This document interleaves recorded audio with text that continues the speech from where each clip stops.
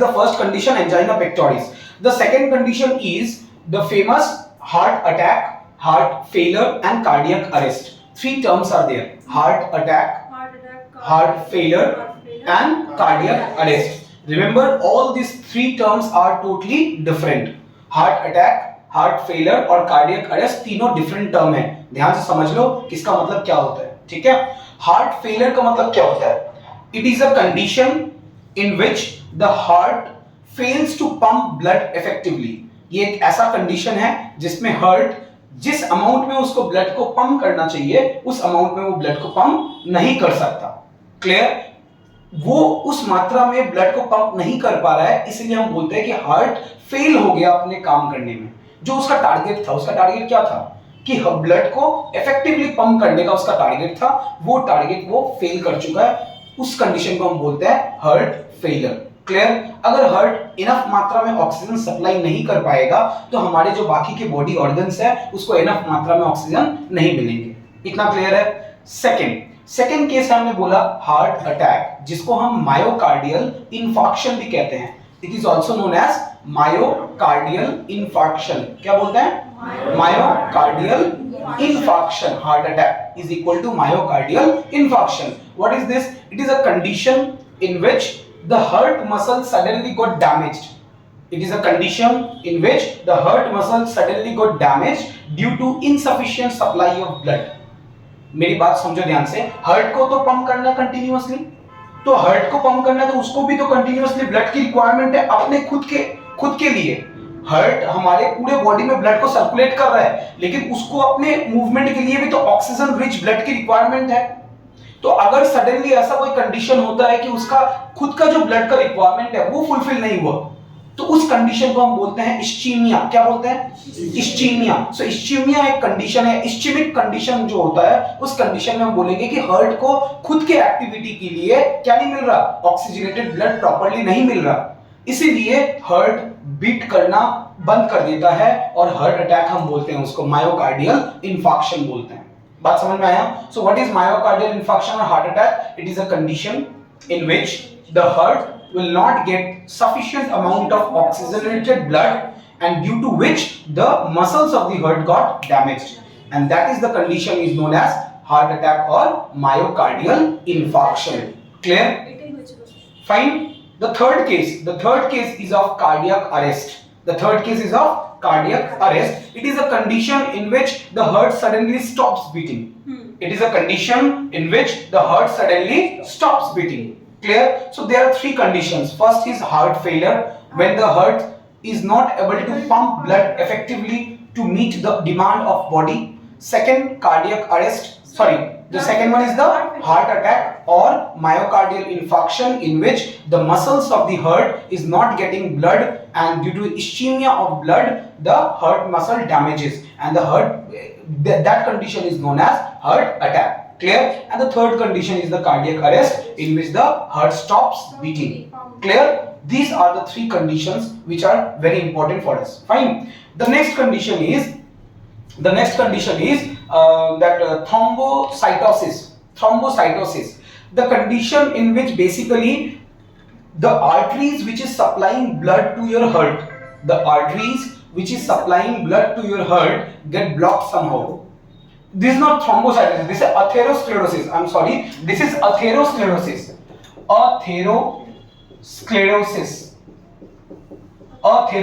So the first name is angina pectoris. The second one is heart failure.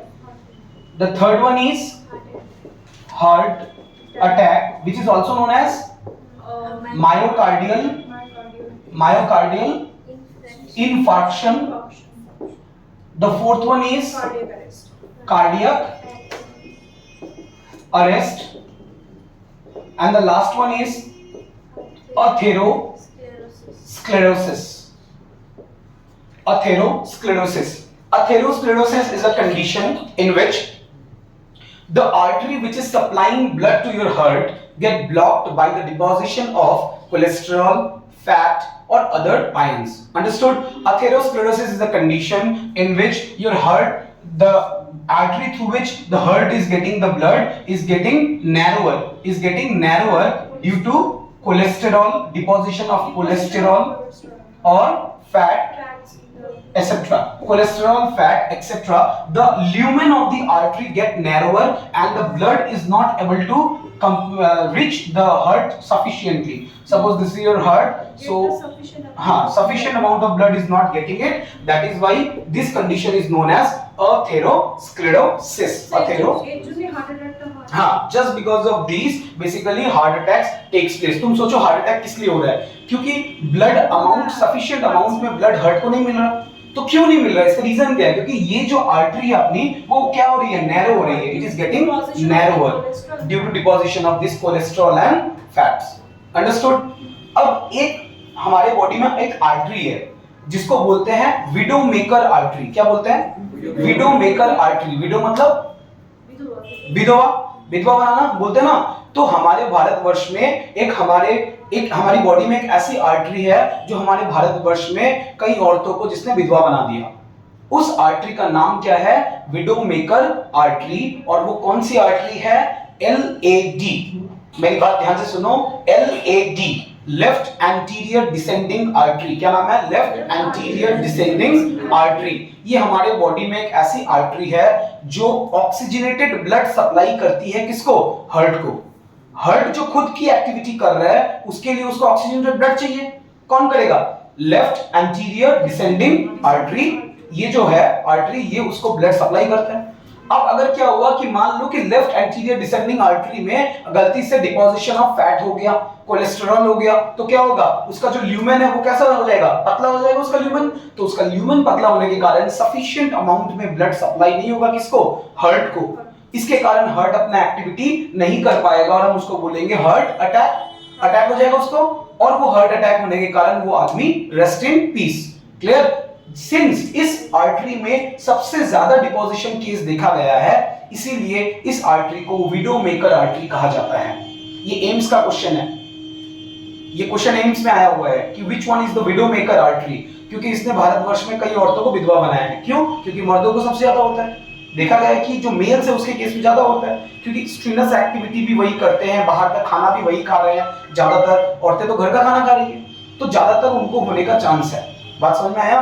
तो ये दो reason है जिसके कारण हम ये इसको विडो मेकर आर्टरी बोलते हैं। क्लियर है? अथेरोस्क्लेरोसिस हो गया, हमारा कार्डियक अरेस्ट हो गया, heart attack, heart failure, angina pectoris. ठीक है?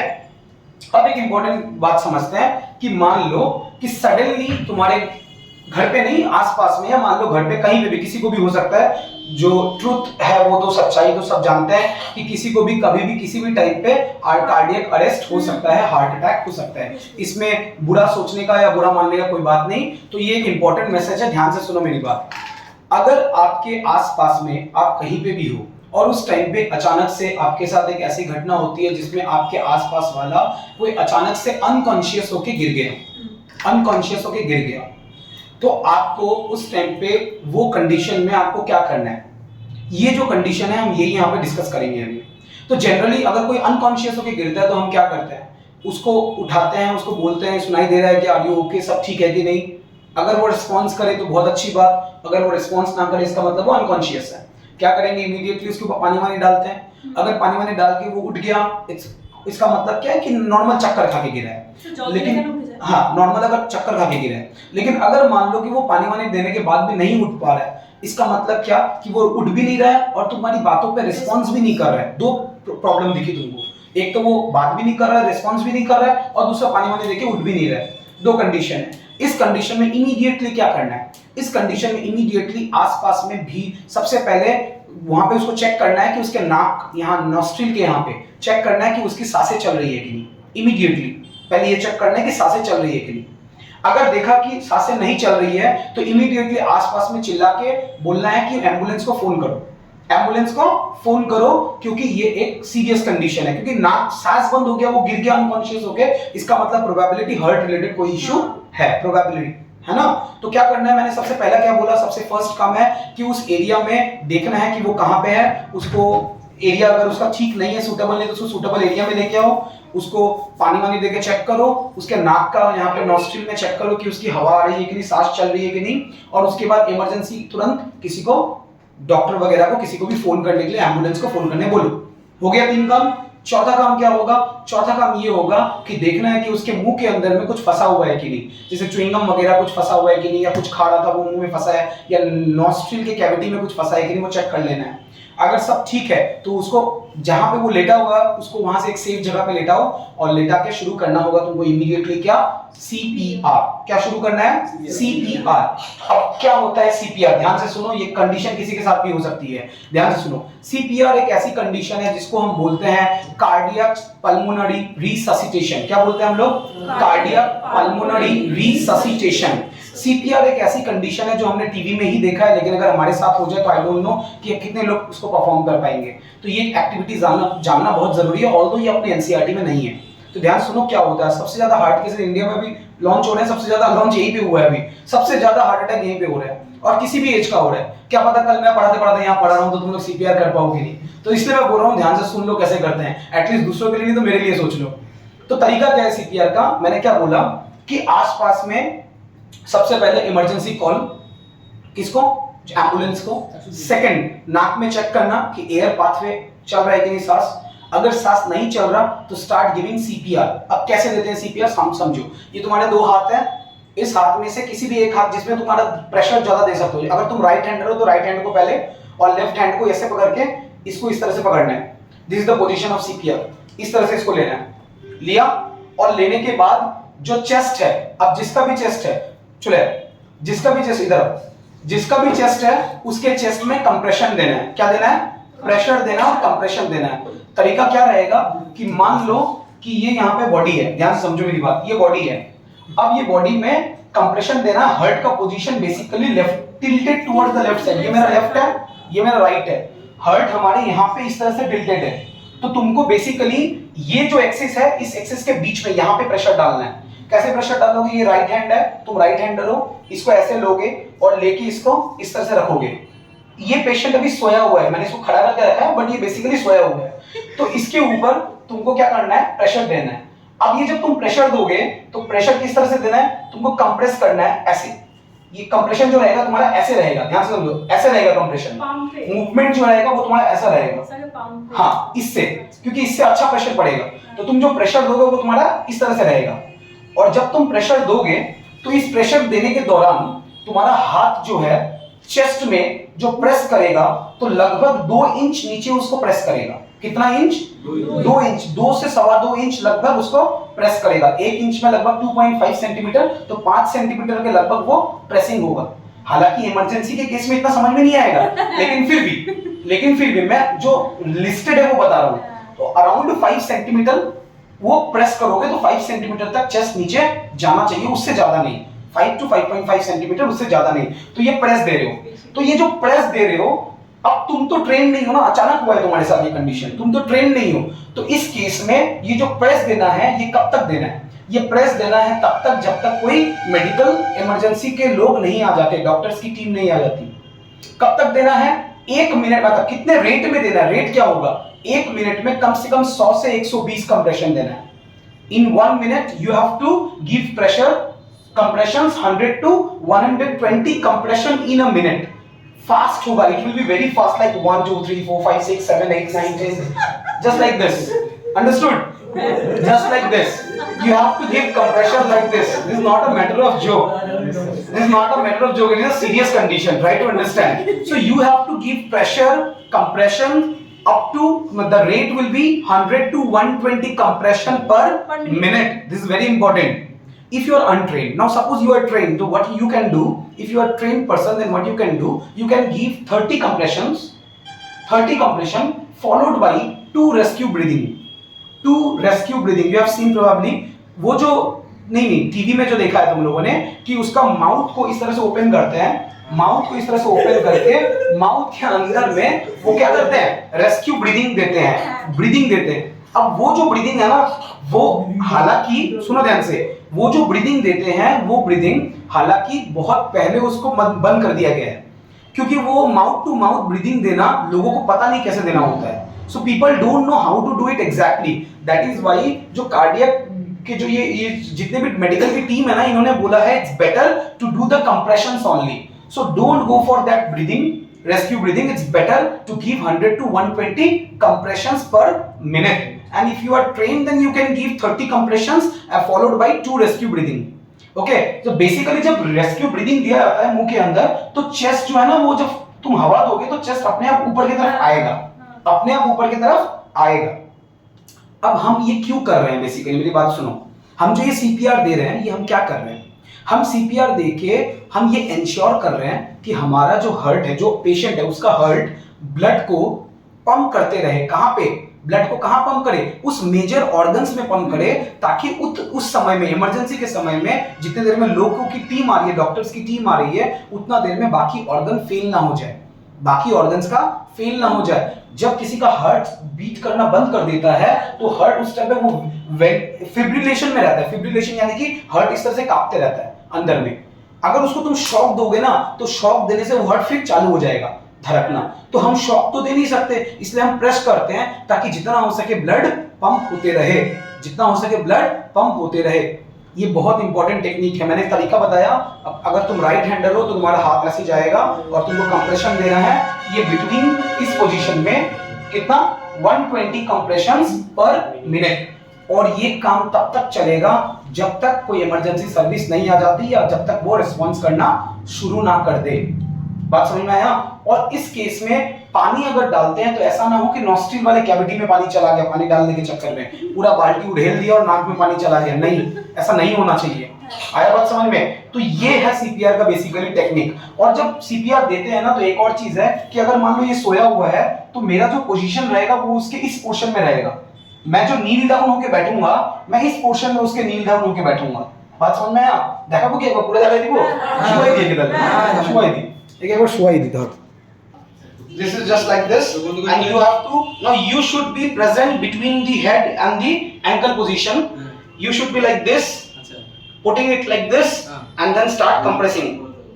5, 6, 7, 8, 9, 10, 11, 12, 13, 14, 15, 16, 18, 19, 20, 21, 22, 23, 24, 25, 26, 27, 28, 29, 30, 31, 32, 33, 34, 36. Like this you have to do compressions, like this. Now if you know how to compress, if you are a trained person, then you can also give the rescue breathing. But rescue breathing is right now prohibited, it's not necessary. So you can do 100 to 120 compressions per minute for him to get alive. For him to get alive, and suddenly if you give pressure to him, the heart will start beating again. क्यों? क्योंकि अभी heart किस condition में है? The heart is in the condition of ventilation fibrillation, ventricle fibrillation, ventricular fibrillation it is basically known. यानी कि heart ऐसा कर रहा है.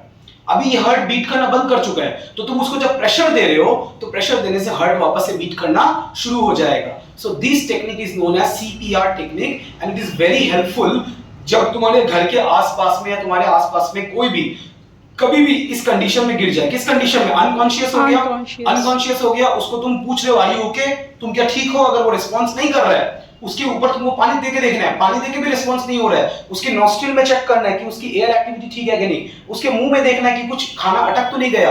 अगर वो सारा कंडीशन ठीक है, then you have to give what? CPR, because you have to understand कि वो इमरजेंसी सिचुएशन है, और उस टाइम पे इमीडिएटली किसी को बोलना है कि डॉक्टर को बुलाओ, call the ambulance, and suddenly you have to start giving him or her compressions. These compressions should be in the range of 100 to 120 compressions per minute, followed by rescue breathing if you know. Followed by rescue breathing if you know. Understood? Chalo, okay.